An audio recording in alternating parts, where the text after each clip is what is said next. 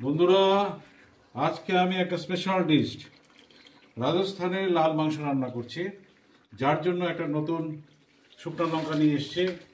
এটাকে বলা হয়, লঙ্কাটা দাও, এটা হচ্ছে রেড মাথানিয়া চিলি।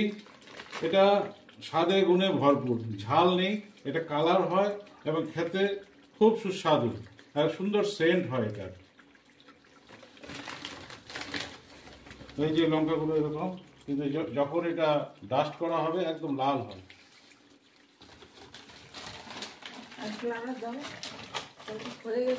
কালারটা তো খুব সুন্দর হয়েছে, খেতেও স্বাদ লাগবে।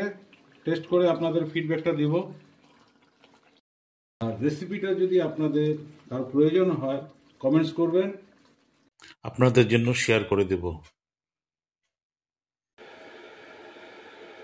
রাজস্থানি মটন কষা টেস্ট করে দেখব।